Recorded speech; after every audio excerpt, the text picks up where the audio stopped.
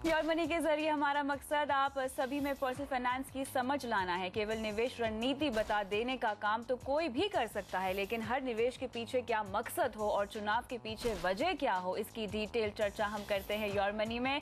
आज भी हम हाजिर हैं कुछ अहम मुद्दों के साथ और साथ ही जुड़ेंगे आपसे और लेंगे आपके सवाल। नमस्कार, मैं हूं कविता थपलियाल और मेरे साथ आज हैं अपना पैसा.com के CEO हर्ष रुंगटा। आपका स्वागत है हर्ष। Thank you. तो चलिए शुरुआत करते हैं पहले दर्शक के साथ। हमारे साथ पुणे से विशाल है फोन लाइन पे। गुड इवनिंग विशाल, अपने बारे में कुछ बताएं। Yes, good evening, madam. Ji. My name is Vishal. I'm living in Pune with my parents. Ji. My current CTC is 2.34 lakhs. ठीक है। And in hand salary is about 2 lakhs. I don't have any expenses because I live with my parents. ठीक है विशाल। तो मैं पूरा का पूरा salary जो है 2 लाख का वो सेव कर लेता हूँ। बढ़िया है, ठीक है। तो आपके गोल्स क्या हैं? जी, गांव में मेरी एक जमीन है, वहाँ पे मुझे हाउस कंस्ट्रक्ट करना है। तो उसके लिए मुझे अप्रोक्स 7 लाख लगेंगे 2 साल बाद। ठीक है। आफ्टर दैट 3 साल के बाद मुझे शादी के लिए अप्रोक्स या 5 लाख रुपए खर्च होंगे। और उसके बाद फिर मैं कार के बारे में सोच रहा हूँ। ठीक है, मुझे ये बताइए, जैसे कि हमने आपका पोर्टफोलियो देखा, अभी तक आपने निवेश की शुरुआत तो की नहीं है विशाल, लेकिन मुझे ये समझाएं कि चूंकि आपके सारे गोल्स यहाँ पे शॉर्ट टर्म है, तो प्रायोरिटी वाइज अगर मैं समझना चाहूँ तो कौन सा गोल सबसे ज्यादा अहम है? पहले तो घर का। ठीक है, जो आप घर बनाना चाहते हैं अपने गांव में, जिसके लिए आपको 7 लाख रुपए चाहिए 2 साल के बाद, वो सबसे पहला गोल है जिसके लिए आप फाइनेंशियल प्लानिंग चाहते हैं हमसे। दूसरा, आप कह रहे हैं कि आपकी अच्छी खासी बचत हो जाती है, तो आप इन्वेस्टमेंट कितनी कर सकते हैं हर महीना? अभी इन हैंड मेरी सैलरी 20,000 तक, इन हैंड 18,000 तक जाती है। ठीक है। तो उसमें से मैं मैक्सिमम 15 या 16,000 कर पाऊंगा। 15 से 16,000 आप निवेश कर सकते हैं हर महीने। ठीक है, बात करते हैं हर्ष से। हर्ष, यहाँ पे जैसे कि उन्होंने बताया कि ये इनके 3 गोल्स हैं, शॉर्ट टर्म गोल्स हैं हालांकि, लेकिन काफी क्लियर हैं अपने गोल्स को लेके। शुरुआत में जब मैंने इनका सवाल देखा तो आई एम श्योर आपने ही पॉइंट आउट किया होगा कि थोड़ा अचीवेबल नहीं लग रहे थे इनके गोल्स, लेकिन जैसा कि उन्होंने बताया कि ये अच्छी खासी रकम जो है बचा लेते हैं, अच्छी खासी सेविंग इनकी हो जाती है, और गोल अगर देखा जाए तो घर का गोल इनका सबसे पहले है। तो इतनी इन्वेस्टमेंट जो ये चाहते हैं 15 से 16,000 हर महीना, उसको ध्यान में रखते हुए क्या इस गोल को ये अचीव कर सकते हैं? नहीं, तो जैसे विशाल आपने अभी कहा कि आप 15-16 हज़ार रुपये महीने के बचा सकते हैं, बहुत ही अच्छी बात है, आप पेरेंट्स के साथ रह रहे हैं। लेकिन आप ये सारा पैसा भी बचा लेते हैं तो भी 2 साल में ये 7 लाख नहीं हो सकता क्लियरली, और दूसरे गोल्स का तो फिर सवाल ही नहीं उठता। दूसरी चीज़ है, थोड़ा सा आप सोचिए, अभी आप 26 साल के हैं, ऑब्वियसली शायद शादी नहीं हुई है आपकी। हो सकता है इन 2 सालों में 3 सालों में शायद आपकी शादी हो। क्या ऐसा प्रोग्राम भी है आपका विशाल? हाँ, 3 साल बाद है। 3 साल बाद है, तो अगर ये भी समझ लें कि 3 साल तक आप शादी नहीं करेंगे तो सारा का सारा पैसा, ये आप रिकरिंग, आपकी तो टैक्स लाइबिलिटी कुछ है नहीं, तो आप सारा का सारा पैसा एक रेगुलर अच्छे बैंक में रिकरिंग डिपॉजिट में अगर डाल भी देंगे तो आपका 3 साल में ये 7 लाख के आसपास बन जाएगा। अगर 3 साल बाद भी वही कॉस्ट है तो आप कर पाएंगे, या हो सकता है कि आप 2 साल तक करिए, जो छोटा सा अमाउंट बचे या तो वो कोई पर्सनल कहीं से आपने फैमिली वालों से किसी से लोन लेकर फिर उसको 1 साल में चुका दें, या छोटा सा एक बैंक से लोन लेके उसको 1 साल में चुका दें। जो भी आपको करना हो वो आप अपना ये जो घर का कंस्ट्रक्शन का सपना है वो तो पूरा कर पाएंगे, लेकिन फिर जो शादी का है, जो इन्होंने कहा 4 से 5 लाख रुपए, बाकी के गोल से मेरे ख्याल से यहाँ विशाल को रीवर्क करने की जरूरत है, जैसा कि आप भी रेकमेंड कर रहे हैं। लेकिन अगर हम केवल इनके घर के गोल को ही लेकर चलें तो कैसे निवेश रणनीति इन्हें अपनानी चाहिए? काफी यंग है हर्ष, अगर आपने नोट किया होगा 26 ईयर ओल्ड है, तो मेरे ख्याल से रिस्क एपेटाइट है इनके हाथ में। रिस्क एपेटाइट है, लेकिन ये जो गोल है इनका 3 साल में है और टैक्स भरना नहीं है, तो कॉम्प्लिकेटेड करने की जरूरत नहीं है। रिकरिंग डिपॉजिट में पैसा डाल सकते हैं, जिस बैंक में ऑलरेडी सैलरी आती है शायद उसी में डाल दें, तो कोई कॉम्प्लिकेशन इनको करनी नहीं चाहिए इस स्टेज पर। ये जरूर है, इनको थोड़ा सा प्लानिंग और कर लेना चाहिए कि एक गोल पे ये सारा पैसा लगा देंगे, उससे शायद कोई रिटर्न नहीं आएगा। घर का, आपका गांव का घर है, शायद उससे कोई रिटर्न ना आए। फ्यूचर में क्या करेंगे जब आपकी शादी हो जाएगी। एक तो शादी के लिए पैसे जुटाने, बिल्कुल, और उसके बाद ऑब्वियसली आपके खर्चे का पैटर्न चेंज हो जाएगा। शायद घर अगर अलग घर में अगर रहेंगे तो ऑब्वियसली जो सेविंग पोटेंशियल है आपका वो उतना नहीं रहेगा। तो ये जो गांव में घर बनाना है, क्या ये इतना इम्पोर्टेंट है कि ये आपके जो दूसरे गोल्स हैं उससे भी ज़्यादा इम्पोर्टेंट है? ये चीज़ें मेरे ख्याल से विशाल आपको समझनी चाहिए कि इसका इम्पैक्ट हो रहा है। आप ये 2 या 3 साल तक मैक्सिमम सेविंग में है, ये सारा का सारा पैसा आप जो है कंस्ट्रक्शन में डाल रहे हैं गांव के घर में। That is coming at a cost. The cost is कि आप दूसरे कोई भी गोल के लिए पैसा नहीं जमा कर पाएंगे। तो ये कॉस्ट आ रहा है। ये कॉस्ट अगर आपको मंजूर है तो कोई प्रॉब्लम नहीं है। बिल्कुल। तो यहाँ पे इन्हें बेसिकली आरडी करानी है पूरे 15 से 16 हज़ार रुपए की, जितना ये इन्वेस्टमेंट कर सकते हैं हर महीना।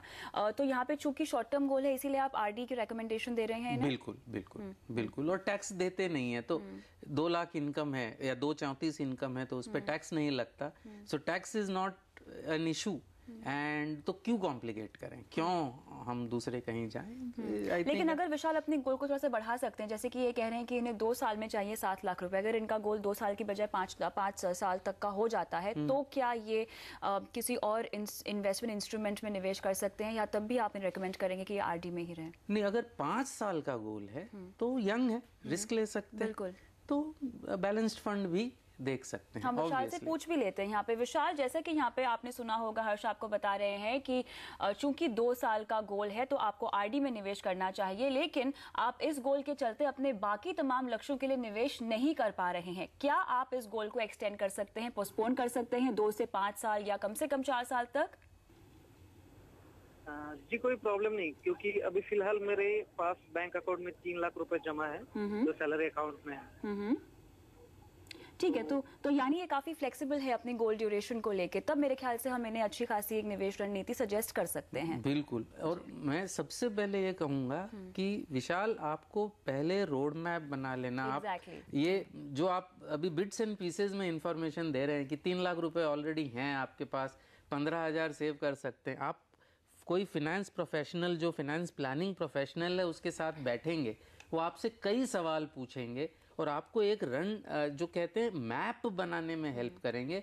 मैप के बिना जर्नी मत शुरू करिए। मेरे ख्याल से उससे आप अपने डिजायर्ड डेस्टिनेशन पर सहूलियत से नहीं पहुंच पाएंगे। तो मैप बनवाइए।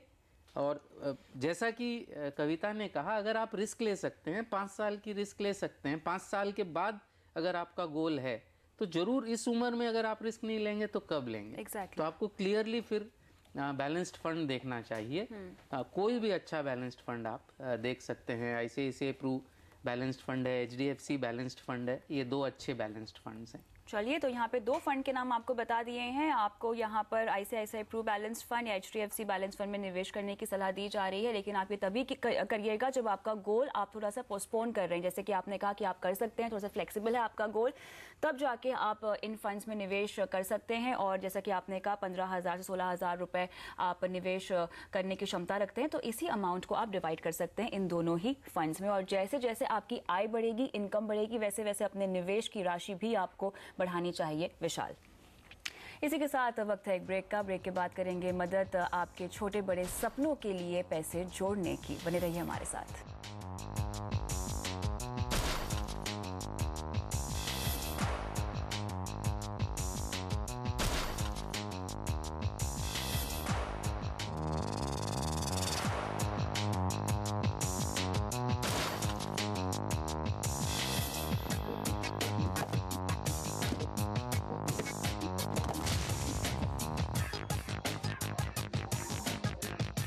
प्योर मनी में आपका फिर से स्वागत है। हम दे रहे हैं आपके निवेश पर सटीक सलाह। मेरे साथ बने हुए हैं हर्ष रुंगटा। लेते हैं अगले दर्शक का सवाल। रांची से अनुपम भारती हमारे साथ फोन लाइन पे है। नमस्कार अनुपम जी, सवाल पूछें।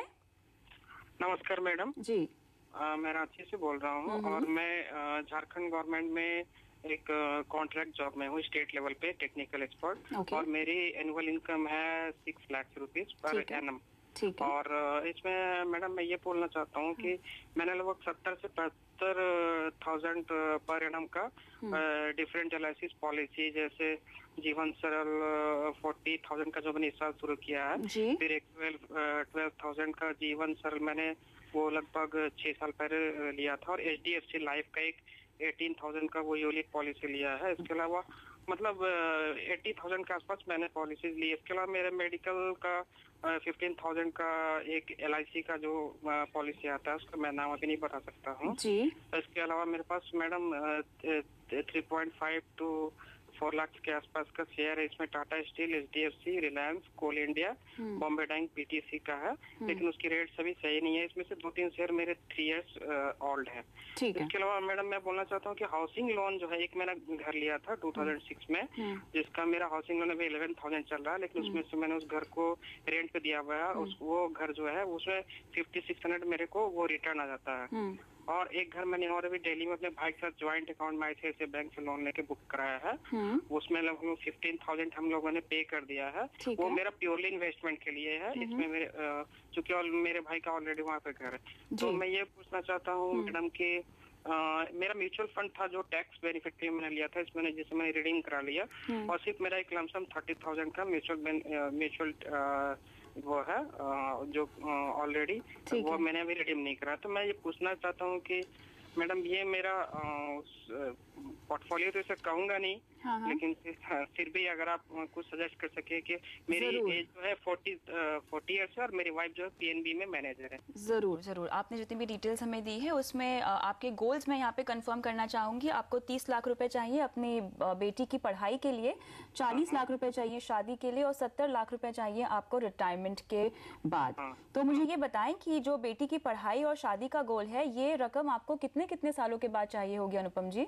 पढ़ाई वाला जो है मैडम वो मुझे चाहिए 10 साल के बाद, और शादी के लिए 15 ईयर्स के बाद। और रिटायरमेंट? Retirement 60 years. ठीक है, चलिए तो यहाँ पे आपकी फाइनेंशियल प्लानिंग की शुरुआत करते हैं। और साथ ही मेरे ख्याल से आपने मेल में ये भी मेंशन किया हुआ है कि आप कॉन्ट्रैक्ट बेस्ड जॉब में हैं, क्या ऐसी कोई स्थिति है? हाँ, लेकिन वो मैं पिछले 12 ईयर से जॉब कर रहा हूँ, और चूंकि पहले मैं कंपनीज वगैरह में काम करता था, लेकिन और कुछ पर्सनल रीजन चलते मैं रांची में अभी जॉब कर रहा हूँ, और कॉन्ट्रैक्ट बेस, चूंकि मैं घर नहीं छोड़ना चाहता हूँ। बिल्कुल बिल्कुल। तो यहाँ पे कोई बैकअप जॉब है आपके पास? मैडम कोई बैकअप जॉब, क्योंकि ये कॉन्ट्रैक्ट बेस्ड जॉब है, कॉन्ट्रैक्ट पूरा होने पर? अच्छा, नहीं, ये actually long term government of India की प्रोजेक्ट है जो 2037 तक वो है। चलिए समझ गए हैं यहाँ पे अनुपम जी आपका सवाल, और आपकी फाइनेंशियल प्लानिंग की ओर अब बढ़ते हैं। तो हर्ष, जैसे कि क्लियरली हमने सुना है यहाँ पर इनकी मेजर इन्वेस्टमेंट, जैसा कि ये खुद भी मान रहे हैं, शायद इन्होंने इंश्योरेंस में ही की है, जो अमूमन हम अपने दर्शकों को कहते ही हैं कि आपको इंश्योरेंस में कभी भी इन्वेस्टमेंट नहीं करनी चाहिए। इंश्योरेंस प्योरली कवर की तरह, एक सिक्योर कवर की तरह, आपको प्रोटेक्शन की तरह लेना चाहिए। 80,000 रुपीज़ इनका सालाना मेरे ख्याल से इंश्योरेंस पे जा रहा है। बाकी इन्होंने कुछ रियल एस्टेट में इन्वेस्टमेंट की हुई है। गोल्स को ध्यान में रखते हुए किस तरह की निवेश रणनीति आप इनको सुझाएंगे? अनुपम जी, एक्चुअली सबसे अच्छा काम आपने ये जो किया है कि अब आप ये सलाह ले रहे हैं। Exactly. अगर पहले लेते तो शायद थोड़ी गलतियों से बच जाते, क्योंकि ये जो आप कर रहे हैं ये मतलब व्हाटएवर इज रॉन्ग ये इसमें दिखता है। करेक्ट। एक जैसा कविता ने अभी कहा कि आप 80,000 रुपये दे रहे हैं इंश्योरेंस के, लेकिन इंश्योरेंस आपका पूरा नहीं है, क्योंकि जो प्रोडक्ट्स आपने बताए हैं उसमें किसी में भी अच्छा इंश्योरेंस कवर नहीं मिलेगा। अगर आपको कुछ हो जाता है तो आपके परिवार में प्रॉब्लम होने के चांसेस काफ़ी हैं। इवन जो हेल्थ इंश्योरेंस पॉलिसी आपने ली है, वो आपने वो यूनिट वाली पॉलिसी ली है LIC की, आपको शायद नाम नहीं ध्यान है, if I am not mistaken it is called LIC health plus. वो आपको इवन मेडिकल के टाइम वो it is a benefits policy in the sense कि अगर पर्टिकुलर टाइप का सर्जरी होता है तो आपको बेनिफिट्स मिलेगा। हर बीमारी के लिए कॉस्ट रीइंबर्समेंट नहीं है उसमें। तो इंश्योरेंस की तो प्लानिंग आपकी बिल्कुल वॉन्की है। जो प्रोटेक्शन बिल्कुल नहीं है, इन्वेस्टमेंट है, और इन्वेस्टमेंट पे रिटर्न अच्छा नहीं मिलता। बिल्कुल। दूसरा, आपने बाकी सारा पैसा न सिर्फ आज का पैसा, फ्यूचर का भी पैसा आपने रियल एस्टेट में झोंक दिया है। चाहे वो दूसरा घर हो दिल्ली का, शायद एक दुकान भी इन्होंने खरीदी है, उसके सामने लोन ले लिया, यानी नॉट जस्ट आज का पैसा, फ्यूचर में भी देते रहना पड़ेगा। अब आप तो खैर काफ़ी कॉन्फिडेंट हैं क्योंकि आपका कॉन्ट्रैक्ट रिन्यू होते रहेगा, लेकिन आपने एक ऐसा इन्वेस्टमेंट ऑप्शन चुना है जिसमें रिटर्न्स कोई इतने ओवर लॉन्ग टर्म इतना कोई अच्छा रिटर्न नहीं मिलता। इट्स अ गुड इन्वेस्टमेंट, लेकिन हर चीज़ की तरह बैलेंस होना चाहिए। आपके रिटर्न, आपका पोर्टफोलियो जैसे कि आपने कहा उसमें है insurance policy, not a good investment. बाकी सब कुछ रियल एस्टेट, नॉट जस्ट आज, इवन फ्यूचर का सारा कैश फ्लो उसमें झोंका हुआ है आपका। तो मेरे ख्याल से बहुत ही लॉपसाइडेड पोर्टफोलियो है। क्लियरली इक्विटी आपने कर रखे हैं 3.5-4 लाख के शेयर, अच्छे हैं और अच्छे शेयर्स बताए मेरे ख्याल से, जो भी मैंने सुने, सिलेक्शन अच्छा है। लेकिन और एक कुछ आपके म्यूचुअल फंड्स भी हैं। एक आम आदमी के लिए जो कि ट्रेडर नहीं है, हम लोग हमेशा यही रिकमेंड करते हैं कि आप अपना इक्विटी एक्सपोजर सिस्टमैटिक तरीके से म्यूचुअल फंड के थ्रू लें, क्योंकि आम आदमी नॉर्मली सिलेक्ट नहीं कर सकता अच्छे से। करना है तो आप ब्लू चिप सिलेक्ट करिए, शायद वही किया है आपने, which is okay, so that is not such a bad strategy. अब क्या करना है फ्यूचर में? सबसे पहले प्लीज अपना इंश्योरेंस पोर्टफोलियो चेक करवाइए, इनफ प्रोटेक्शन करिए। प्रायोरिटी 1, इन्वेस्टमेंट होते रहेगा, सबसे पहले सुरक्षा करवाइए, चाहे वो हेल्थ के लिए हो, चाहे आपकी लाइफ के लिए हो, चाहे डिसेबिलिटी के लिए हो। तीनों का कवर उसको एग्जामिन करवाइए और इनफ कवर लीजिए। और जो टॉक्सिक अगर कोई पॉलिसीज हैं तो उनको गिव अप कर दीजिए। उसमें नुकसान लगेगा, लग जाने दीजिए, जो लग गया वो लग गया। Don't throw bad money after good, don't throw good money after bad money. I think वो बहुत जरूरी है। क्लियरली इक्विटी एक्सपोजर बढ़ाना है, रियल एस्टेट एक्सपोजर कम करना है। इतना ज़्यादा सब कुछ, सारे के सारे, वो जैसे कहते हैं यू पुट ऑल योर, सारे के सारे अंडे आपने एक ही बास्केट में रख दिए। एग्जैक्टली, जो बिल्कुल नहीं करना चाहिए हर्ष। लेकिन यहाँ पे फ्लॉज तो हमने बता दिए इनके पोर्टफोलियो में, लेकिन अब ये क्या करें? इनके जो गोल्स हैं, खासतौर से बेटी की पढ़ाई, शादी और खुद के रिटायरमेंट के लिए भी जो ये जोड़ना चाहते हैं, हालांकि वो गोल भी अंडर एस्टिमेटेड है, बहुत ज्यादा, सिर्फ 70 लाख रुपए वो चाहते हैं रिटायरमेंट के लिए। तो अब किस तरह से हम इनकी मदद कर सकते हैं? अगर आप 70 लाख देखें, आप 40 के कह रहे हैं, और 70 लाख रुपए जो आज आप सोच रहे हैं, वो 20 साल बाद उसकी वैल्यू 17 लाख है, रफली 16 से 17 लाख। अगर 8% का इन्फ्लेशन पकड़े तो आप सोचे, अगर आज आप 60 साल के होते और आपके पास अगर 17 लाख रुपए होते तो क्या आप रिटायर हो सकते हैं? तो क्लियरली ये गोल एस्टिमेशन, वो चाहे फिर आपकी डॉटर की एजुकेशन हो, आपने 30 लाख कहा है, 30 लाख का वैल्यू करीबन 9.5-10 लाख है आज की। आपने डॉटर की मैरिज के लिए 40 लाख का है, उसकी आज की वैल्यू 9 लाख है। ये अगर इनफ है तो सही है।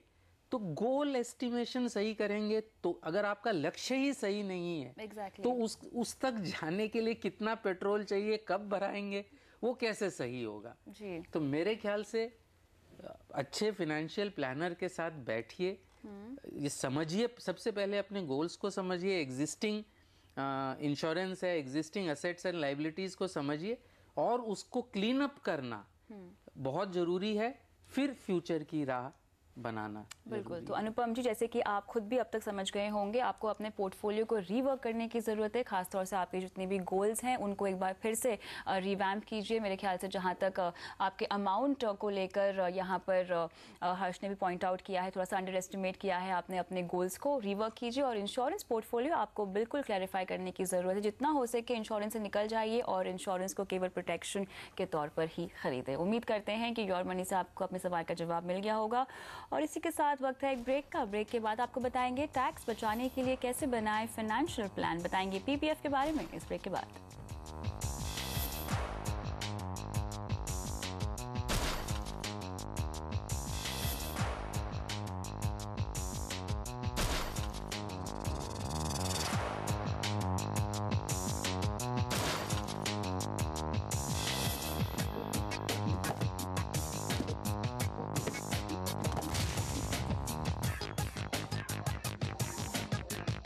Welcome back. सेक्शन 80C में कहाँ लगाएं पैसा, अक्सर इसे लेकर कंफ्यूजन बना रहता है। कैसे करें टैक्स बचत, इसके लिए हम रोज आपको एक बेहतरीन ऑप्शन के बारे में बता रहे हैं।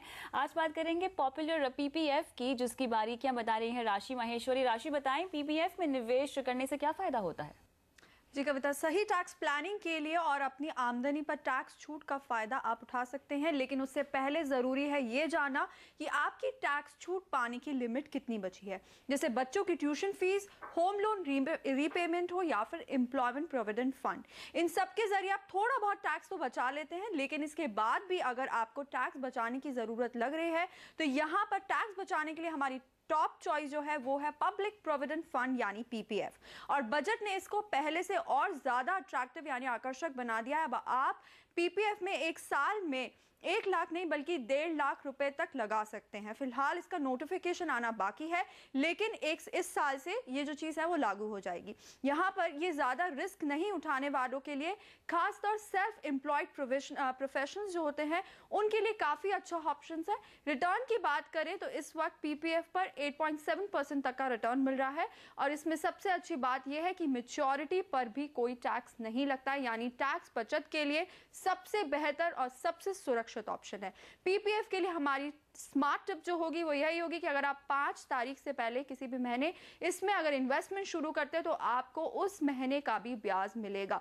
तो ये थी पीपीएफ की बात। कल आपको बताएंगे एटीसी के तहत आप और कहां अपने पैसे लगा सकते हैं, करेंगे सीनियर सिटीजन सेविंग स्कीम्स की बात और देंगे इससे जरूरी आपको जुड़ी हर जानकारी। जी कविता, शुक्रिया राशि इन तमाम डिटेल्स के लिए। तो यहाँ पीपीएफ में निवेश करने के बारे में अगर हम सोचें और अगर हमारा गोल रिटायरमेंट का है हर्ष, तो फिर कितना अच्छा इंस्ट्रूमेंट आपको लगता है अपने पोर्टफोलियो में पीपीएफ होना चाहिए?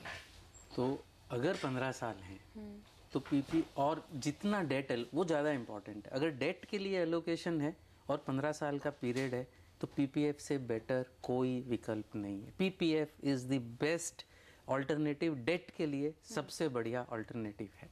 चलिए, तो यहाँ पे सेक्शन 80C के तहत आप निवेश करना चाहें या रिटायरमेंट एज अ गोल के लिए आप निवेश करना चाहें, पीपीएफ एक बेहतरीन निवेश का विकल्प है। इसी के साथ बहुत बहुत शुक्रिया हर्ष आज शो पर आने के लिए, और योर मनी में आज के लिए इतना ही, लेकिन आप बने रहिए CNBC आवाज़ के साथ। नमस्कार।